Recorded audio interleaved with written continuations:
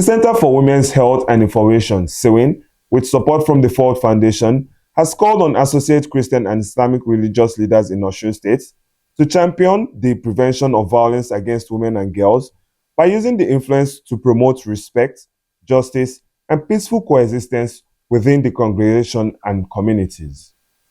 The appeal came at a capacity building session organized under the Partnership for Enhanced Violence Against Women and Girls Prevention Project, where participants were equipped with faith-based knowledge and practical tools expected to strengthen their role in challenging harmful social norms, preventing gender-based violence, and fostering safer communities. Temitope Odebumi reports. The training, held under the Partnership for Enhanced Violence Against Women and Girls Prevention Project, included participants with practical knowledge on the causes, forms, and prevention of gender-based violence. The section also introduced study guides on violence prevention and a code of conduct designed to assist religious leaders in promoting safe, respectful, and violence-free communities through biblical and Quranic teachings. Participants were sensitized on the dynamics of physical abuse, sexual abuse, and sexual exploitation, and the need to challenge harmful social norms that encourage violence against women and girls. Center for Women Health and Information Resource Persons noted that faith leaders occupy strategic positions in influencing attitudes and behaviors, urging them to use their platforms to advocate justice, dignity, respect, and accountability within families and communities. Within the society, the Nigerian society, people are very religious, respect their religious leaders a lot, and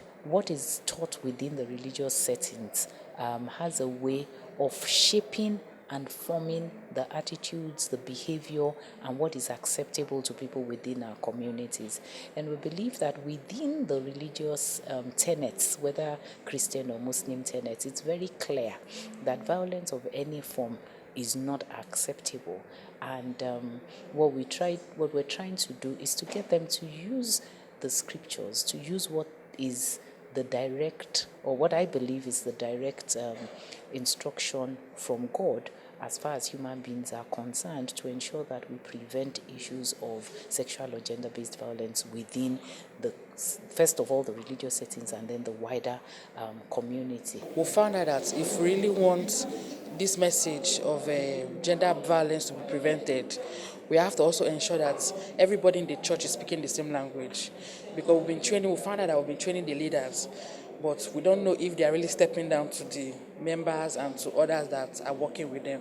So for us to have a grounded community, we also felt that it's necessary for us to also bring those that work with them to build their capacity so that in the days to come, they will be able to fill in and do better in the communities. Participants described the training as timely and enlightening, saying it had broadened their understanding of violence prevention from both biblical and Quranic perspectives. Brainstorming on the issue of marriage counseling for intending couples, very, very important, because it starts from there.